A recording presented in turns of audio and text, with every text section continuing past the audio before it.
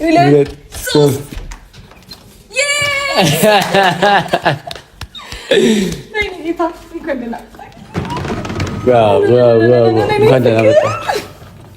አብርሃም ወደ ቤቱ ተመልሷል። ሩታ ደስ ብሏታል። የሄርሜላ በሽታ ወይም መታመም እንግዲህ የአብርሃምና የሩታ አንድ መሆን ትልቅ ጫና ፈጥሯል ሄርሜላ ላይ።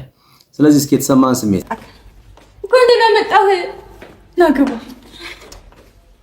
እንኳን ደስ አለሽ ሩታ፣ በጣም ደስ ብሎሻል። በስተመጨረሻም ተሳክቶልናል። በጣም እንኳን ደህና መጣሽ። ናራ ግባ ችግር የለም።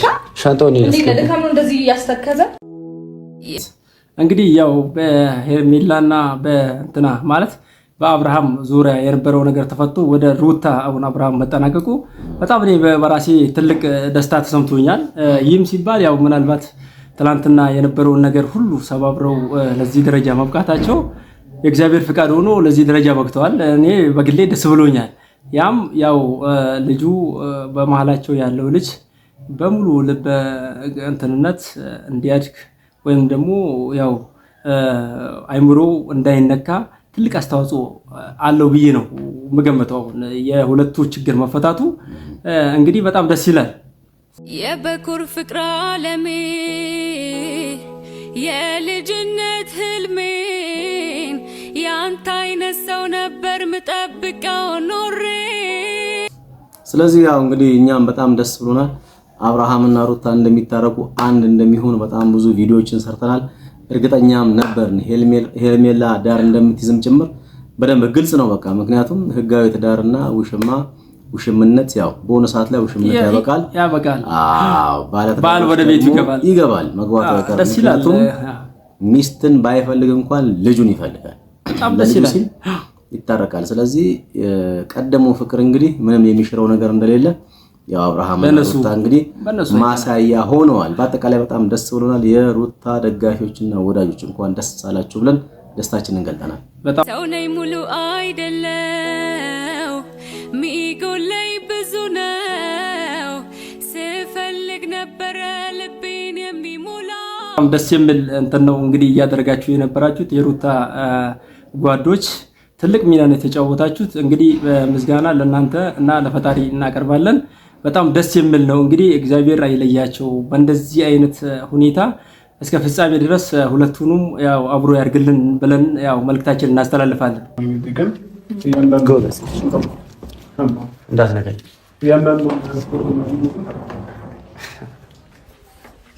ነው መኖሩን እዚህ ቤት እኖራለሁ፣ ግን የትኛውንም እያንዳንዱን ፎቶም ሆነ ባለፈው ተኝቼ የቀረሽን ፎቶም ቪዲዮም እያንዳንዱ ነገር ታውቂያለሽ እያየሁሽ ማለት ነው። መኖሩን ግን እኖራለሁ ችግር የለውም። አዎ ምክንያቱም አንድ ሰው ከወለደ ከተጋባ አንድ ጎጆ ላይ መኖር ከጀመረ በኋላ ባይፋታ ባይለያይ፣ በተለይ ደግሞ ከወለደ በኋላ ማለት ነው። ምክንያቱም ልጅ ያለ አንድ ወላጅ ማደግ መቻል የለበትም። ልጆች ከሁለት ወላጆቻቸው ጋር አብረው ማደግ አለባቸው። ከሁለት ወላጆቻቸው ጋር አብረው ሲያድጉ ስነ ልቦናም የጠነከረ ይሆናሉ፣ ማንነታቸው የጠነከረ ይሆናል። በየትኛውም ነገር ኮንፊደንስ የሚባለው ነገር ራሱ በደንብ ሊኖራቸው የሚችለው ከሁለት ወዳጆቻቸው ጋር ሳይለያዩ በፍቅር ሲኖሩና ሲያድጉ ነው። ስለዚህ ሩታ በዚህን ጊዜ ያረክሹና ያመጣሹ የባህሪ ለውጥ በጣም ተመችቶናል። ይሄ ነገር ደግሞ ያው ውጤቱ በጣም ያማረ ሆኗል። ደስ ብሎናል። በጣም ደስ ይላል። እንግዲህ ያው መጨረሻችንም ጭምር እስከ እንትናችን ድረስ ፍጻሜያችን ድረስ ያማረ ይሆንልን የሚል መልእክት ነው የምናስተላልፈው። እንግዲህ ደስ ብሎናል።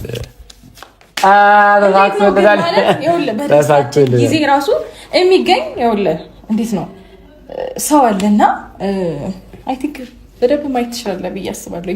ማነው በደስታዬ ጊዜ የሚገኘው? ማነው በጥሩ ጊዜ አብሮኝ የሚሆነው? በመጥፎ ጊዜስ ማነው የሚያሽቃብጠው? ቤቱን ሰብስክራይብ ያደርጋችሁ ቤተሰብ ሆናችሁ እናመሰግናለን። ቤቱን ሰብስክራይብ ያላደረጋችሁ ደግሞ ሰብስክራይብ እያደረጋችሁ ለሌሎች እንዲደርስ ደግሞ ላይክ ሼር ማድረግ እንዳትረሱ። የዛሬን በዚህ አብቅተናል። እናመሰግናለን። መልካም ታራንሻ በሷ ነው ብር ትራንስፈር ማድረገው እኔም አለ ትራንስፈር እኔ ወይስ ቆይ ላስፈቅደው ማለት ለምን ታስፈቅጁ እንዴ? ባለ አይደል እንዴ? ዳንሻ ለምን ታስፈቅጁ? እንደፈለግሽ መሆን ትችያለሽ። ቁጭ በል ማለት ትችላለች፣ ተነስ ማለት ትችላለች። እንደዛ ሳይሆን እኔ ዛሬ ላስፈቅደው ልሂድ ወይስ ልቆይ? ንገረኛ። ልሂድ ወይስ ልቆይ? ልሂድ ትችላለሽ።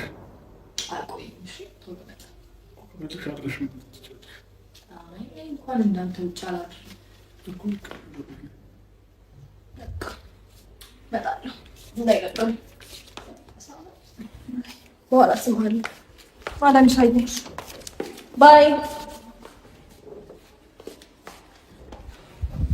እንመጣለን። ቻው